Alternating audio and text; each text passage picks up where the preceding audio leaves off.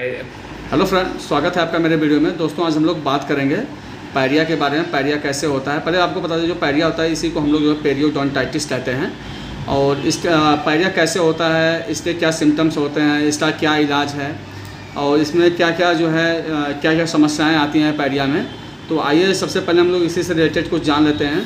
तो आइए सबसे पहले हम लोग जानते हैं डेंटल के डॉक्टर से, समझ लेते हैं पायरिया के क्या सिम्टम्स होते हैं, क्या इसके लक्षण होते हैं और इसमें क्या क्या इसका इलाज किया जा सकता है।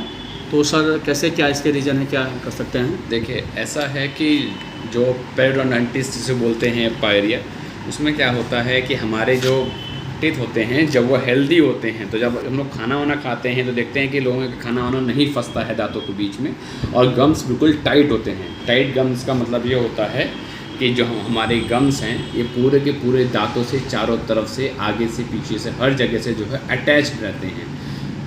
उससे क्या होता है कि जब हम खाना वाना खाते हैं तो वहाँ जाके नहीं फंसता है।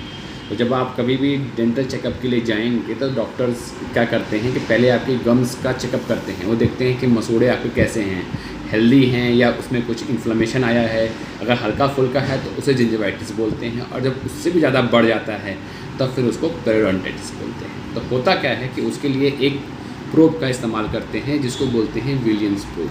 विलियम्स प्रोब की मदद से हम लोग देखते हैं कि जो ये मसूड़ा है और दांत है, मसूड़े और दांत का जो गम्स हैं उसके बीच में कितना गैप आया है और कितने अंदर तक ये जा रहा है। इसमें मार्किंग बनी रहती है। देखेंगे तो इसमें जो है ब्लैकिश मार्किंग बनी हुई है। इसका मतलब ये है कि 1 mm, 2 mm, 3 mm, 5 mm, 6, 7, 8, 9, 10 mm तक की इसकी मार्किंग होती है।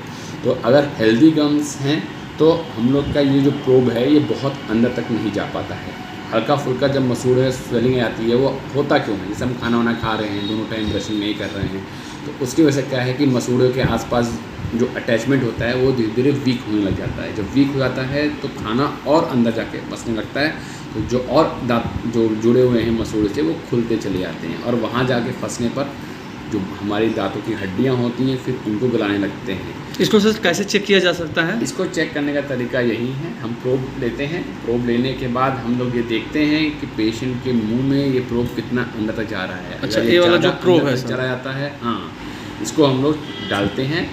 अटैचमेंट चेक करते हैं, ब्लीडिंग भी चेक करते हैं। कई बार क्या होता है किसी केस में ज़्यादा जिंजिवाइटिस या पेरियोडोंटाइटिस का केस होता है, तो अगर हम इसको हल्का सा भी टच कराएंगे गम्स से तो वो तुरंत ब्लीड करने लगेगा। ब्लीड करने का मतलब वहाँ से ब्लीडिंग होने लगेगी, तो उसको हम लोग बोलते हैं साइंटिफिक टर्म में ब्लीडिंग ऑन प्रोबिंग प्रेजेंट है। इसका मतलब कि मसूड़े जो है वो आपके स्वेलन हैं, उसमें इन्फ्लेमेशन है। इन्फ्लेमेशन कैसे? खाना वाना खा के फंस गया है, गंदगी फंस गई है, खाने दांतों के बीच में ही फंस सकते हैं। जिनके टेढ़े मेढ़े जाते हैं उनमें ज़्यादा फंसते हैं, जिनके थोड़े सीधे हैं, सफाई नहीं रखते हैं, तो उनमें और मतलब धीरे धीरे एक्युमुलेशन होता है और धीरे धीरे जब वो गम्स के अंदर पहुंच जाता है तो वो धीरे धीरे बोन को भी वो कर देता है। तो पेरियोडोंटाइटिस जो बढ़ता है जब सीवियर पहुंच जाता है तो हमारे दांत देखेंगे कि सही रहते हैं लेकिन हिलते रहते हैं, दांतों में मूवमेंट आ जाता है, अगल बगल की हड्डियां जो हैं गल जाती हैं।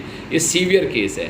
थोड़ा मॉडरेट केस होगा तो उस केस में क्या है कि आपके बोन लॉस होगा लेकिन टीथ की मूवमेंट उतनी ज़्यादा नहीं होगी। ऐसे ही माइल्ड केस में उससे कम होगा। और लेकिन जिंजिवाइटिस वाले केस में क्या होगा कि शुरुआती सबसे मेन जो चीज़ होती है पहले वो होती है जिंजिवाइटिस। जब उसका ख्याल नहीं रखते हैं, दांतों की सफाई नहीं कराते हैं, गंदगी फंसती उसी में रहती है और धीरे धीरे इन्फ्लेमेशन बढ़ता है, इन्फेक्शन बढ़ता है, दांतों की सफाई नहीं होती है, तो उसमें जो है वो बढ़कर फिर जो है पेरियोडोंटाइटिस आ जाता है। पेरियोडोंटाइटिस के भी 3 स्टेजेस हैं, mild, moderate and severe. Severe का मतलब ये होता है कि हड्डी पूरी गल गई, दांत पूरे के पूरे हिलने लगे, लेकिन दांत ठीक है, लेकिन उसमें कोई कैविटी नहीं हुई, कोई दिक्कत नहीं हुई, लेकिन दांत जो है हमारा हिलने लगा। और पायरिया की वजह से ही, क्यों बोलते हैं पायरिया की वजह से हमारे दांत ख़राब हो गए। वो इसलिए हो गए क्योंकि हमारे जो हेल्दी गम जो खाना अंदर जाने से रोक रहे थे, अब वही खाना जब वो इन्फ्लेमेशन हो गया, खुल गया मसूड़ा, तो खाना अंदर जाने लगा तो उसने क्या किया कि हड्डी को गला दिया। हड्डी गलाई, पहले कम हड्डी गलती है फिर ज़्यादा गलती है, जैसे जैसे हड्डी गलती चली जाती है वैसे ही दांत भी अपना उसके अंदर मूवमेंट आता चला जाता है। और जब मूवमेंट आता है, जब बहुत ज़्यादा मूवमेंट करता है तो इसका मतलब कि वो दांत अब बचाया नहीं जा सकता। हल्का फुल्का है तो हम लोग स्प्लिंटिंग के द्वारा दांतों को वो क्लीन करके कुरिटाज करने का भी एक ऑप्शन होता है। अगर माइल्ड पेरियोडोंटाइटिस है तो उस केस में क्या करते हैं हम लोग क्यूरेटाज कर देते हैं। क्यूरेटाज में क्या होता है, इंस्ट्रूमेंट्स का यूज़ होता है और पूरा अंदर सब जिंजाइवल जो होता है हम लोग जाके उसको क्यूरेटाज करके पूरी सफाई करते हैं और उसके बाद जो है हेल्दी गम्स जो हैं वहाँ फॉर्म होते हैं। लेकिन जब उससे ज़्यादा बढ़ जाता है तब फिर उसमें ऑप्शंस जो है फिर सर्जरी या और सारे ऑप्शंस रह जाते हैं। तो इसका ध्यान कैसे रख सकते हैं? इसका ध्यान रखने का सबसे इजी और सिंपल तरीका मैंने आपको पहले भी बताया था कि ओरल हाइजीन मेंटेन रखनी है। दोनों टाइम हमें ब्रशिंग करनी है। कुछ भी खाइए, ब्रश अगर बाहर भी खा रहे हैं कहीं भी हैं, खाइए पीजिए तो कुल्ला करिए, कुल्ला करना ज़रूरी है। मुंह की सफाई रखना ज़रूरी है। एक बार भी कुल्ला कर लेंगे कुछ खाने के बाद तो बैक्टीरियल एक्टिविटी कम हो जाएगी। रात के टाइम में ब्रशिंग करना ज़रूरी है क्योंकि रात के टाइम में बैक्टीरियल एक्टिविटी ज़्यादा होती है और उस केस में क्या होता है कि अगर आप रात में ब्रश नहीं करते हैं तो इन्फ्लेमेशन होने के चांसेस, इन्फेक्शन होने के चांसेस ज़्यादा हो जाते हैं। तो मेरी एडवाइस आप लोग के लिए यही है कि दोनों टाइम ब्रशिंग करिए, कुछ भी खाइए तो मुंह साफ़ करिए, यही आपके लिए सबसे बेस्ट ऑप्शन है बचने के लिए। तो दोस्तों जैसा कि आपने देखा डॉक्टर साहब ने पूरा बता दिया है कि आप जो है पैरिया या पेरियोडोंटाइटिस से कैसे बचा जा सकता है। और दोस्तों अगर आपको वीडियो अच्छा लगे तो वीडियो को लाइक करिएगा और चैनल को सब्सक्राइब कर दीजिएगा।